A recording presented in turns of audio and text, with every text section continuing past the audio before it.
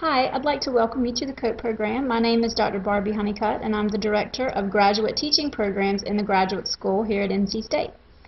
In addition to teaching workshops as part of the Graduate School's Preparing Future Leaders events, part of my job is to direct the CoAT program.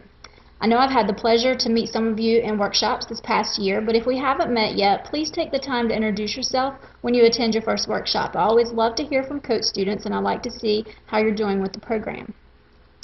The CoAT program was established in 2006, and since that time more than 200 students have earned their certificates. You're part of a great group of students who care about teaching and learning, and I'm so excited you've decided to come on board.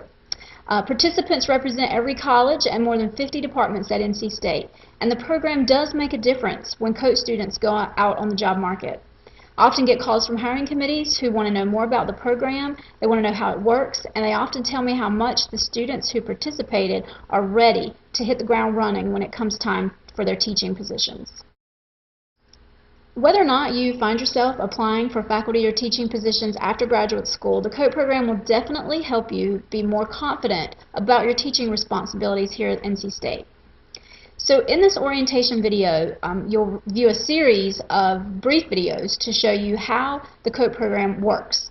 At the end of each video, there are frequently asked questions, and then, of course, if you have questions beyond the information covered here, you can always email me. I do want to let you know that there is also going to be live chat sessions scheduled where you can ask more questions if they weren't covered here. Every CoAT student's journey is different, and we'll work together to make sure we can find a way to make sure the program meets your needs. First, it's important for you to know that the CoAT program is what I call graduate student friendly. It's flexible and self-paced, and it's designed to be integrated into your coursework, into your research, and into your teaching responsibilities. I don't want it to be a burden. I want it to be something you can fit into things you're already doing. You'll complete the requirements at your own pace, and you'll decide how quickly you want to move through the program. You may decide to complete the program in 1 year, 1.5 years, or 2 years. If you find you need an additional semester or additional year, you can always change your completion date once you're in the program, so don't stress. Sometimes I've had CoAT students, for example, participate in study abroad experiences, or sometimes they'll travel for extensive field research experiences, and in any case, we can put your CoAT deadline on hold if that happens. The main thing to remember is to always communicate with me so I know you're continuing to work towards your certificate. So let's start and walk through each of the program requirements to help you see how you want the program to work for you. Let's start with your workshops. That's the first thing everyone asks me about. First, you're going to need to complete a total of 6 workshops focused on teaching and learning. 3 of those must be from the Fundamentals in Teaching or FIT workshop series. I do offer FIT workshops online, face-to-face, and in blended format, so you should be able to find many events that work well for your schedule. The FIT workshops are listed on the Graduate School's PFL website, and remember, PFL stands for Preparing Future Leaders. Now, PFL is designed to provide professional development in 3 areas, which includes career skills, the responsible conduct of research, and then teaching and mentoring. The FIT workshops fall under our teaching and mentoring theme. So when you look through the list of all the PFL events offered through the graduate school, anything that has the notation FIT or F-I-T in the first column can count for your certificate. Of course, you're welcome to attend any of the other events sponsored by PFL, but only the FIT workshops can count for CoAT. One important point is for you to make sure you get on the wait list for any FIT events you want to attend. I open more FIT workshops based on that wait list. And once you're in CoAT, you will start to receive priority registration for events, so you won't get kicked to the wait list very often. I'll always email you and let you know when priority registration is open for you. Make sure that one of your FIT workshops is the Introduction to Teaching workshop. It's offered about 10 to 15 times a year, so you should be able to find one that works for your schedule. You don't have to take the Intro to Teaching first, but it is the best one to start with because all the rest of our workshops sort of spill out from that particular one. But you can take it any time that works for your schedule. The other 3 workshops you take they can be electives, so you may choose electives from a variety of places. Again, this is part of the flexibility of CoAT. For example, you may decide to take more FIT workshops. Maybe you want to take all 6 of your workshops as FIT workshops. That's fine. I'm always adding new things to the schedule, and I'm always bringing in a few speakers here and there, so you can definitely get 6 FIT workshops. Or you may decide to go to a teaching conference in your discipline, teaching in math, teaching in science, teaching in biology. One of those conference sessions can count as a workshop. You may also decide to attend other teaching and learning events at NC State or go to an event at a nearby campus in the area.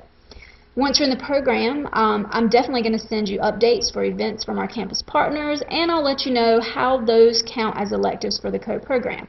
For example, we partner with the Campus Writing and Speaking program, the Office of Faculty Development, the Inquiry Guided Learning program, and Delta. Delta is our Distance Education and Learning Technology Applications unit here on campus, and basically they teach us all how to teach with technology. Now, certain workshops offered by Delta can count, but not all of them. So when you have a question, it's best to just email me and let me know what you're thinking about taking so I can let you know if it counts for CoAT. Basically, with Delta workshops, they must focus on the teaching, not just how to use technology. So just keep that in mind when you're looking for workshops. Now, another question I often get is how you can transfer in FIT workshops into the CoAT program. So if you have taken a FIT workshop in the past 12 months, you can transfer it in and get credit for it. I'll tell you in a moment how you can get credit for workshops, but just remember you can transfer in up to 3 workshops.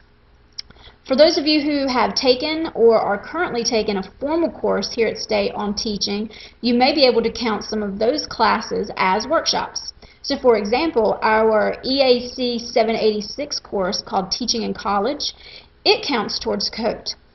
There are numerous courses across campus in pedagogy, and so if you're taking a course like that or you think it might count, email me and let me know what you took, when you took it, and we'll see if we can get credit for that teaching, for that experience.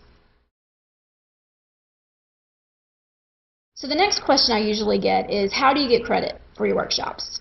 So since I can't go with you to every workshop you attend, what we do is we have you write reflection assignments. So for each workshop you want to count, you must write a reflection paper and then submit it in the CoAT Moodle website. Now, video 2 will show you exactly how to do this, but for right now, just know that you'll need to write a reflection paper, which is usually about 1 to 3 pages. And in that reflection, you discuss what you learned from the workshop and how you plan to use that information again when you teach. These reflections are important because they allow you to start practicing writing in the first person and also bringing together analysis and reflection exercises for when you get ready to write your teaching portfolio. There's 2 different formats for your reflections, and you can choose the best one that works for you, and video 2 will cover this in more detail. Once you submit your reflection in Moodle, I will review it and send it back if you need more revisions or you need to expand or explain more information, and then it'll be recorded in the grade book. Now, you don't really receive grades in CoAT, but you do receive sort of a complete or incomplete. And then all of your reflections will go into your teaching portfolio. Next, let's discuss the teaching experience requirements. So for the CoAT program, you got to teach. It's the teaching certificate. So the teaching experience is the one part of the CoAT program that I don't have any control over because you coordinate it with your department. However, I do try to be flexible and include many different types of teaching experiences representative of all the different disciplines that I find in CoAT.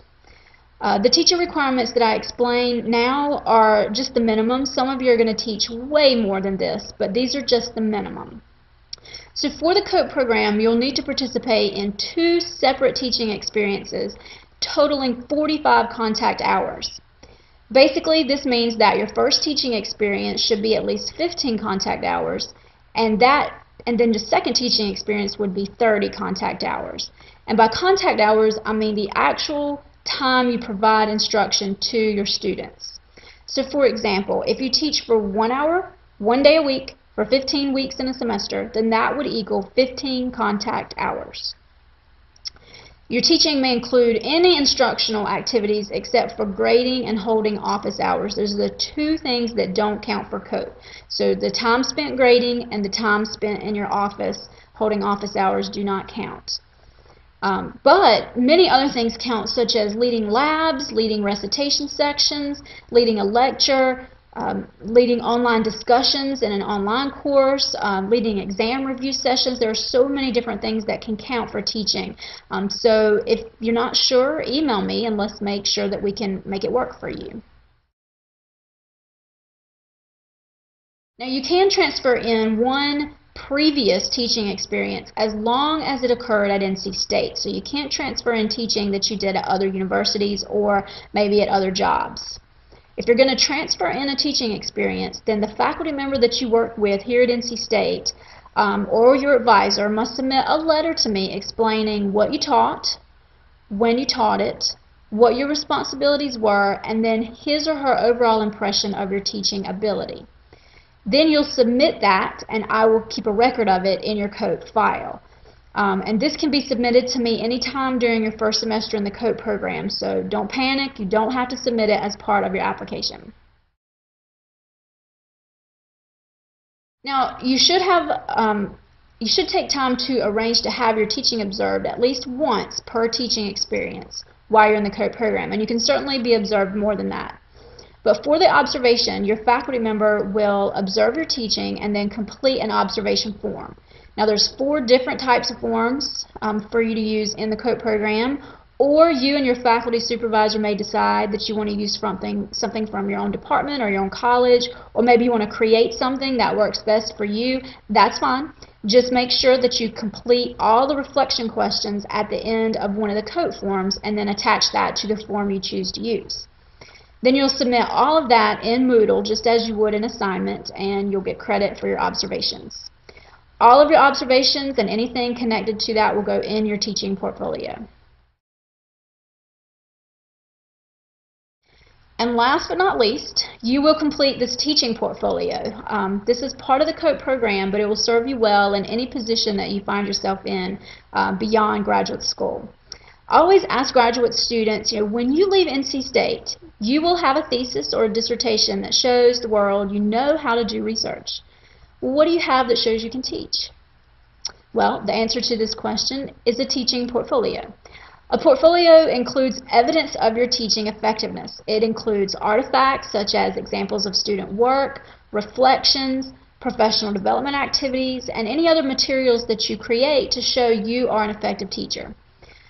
We have a comprehensive online teaching portfolio workshop to walk you through each step of the way, and I'm also here for you anytime you want to talk about your teaching portfolio or what goes in it or how you should structure it in the way that best tells your story. Now, I should say that portfolios are due December the 1st for those of you who plan to complete CoAT in the fall, and they're due April the 1st for those of you who plan to complete the program in the spring. So keep these deadlines in mind. They are flexible, but I can only stretch them about 2 or 3 days because I do have about 100 portfolios to review each semester.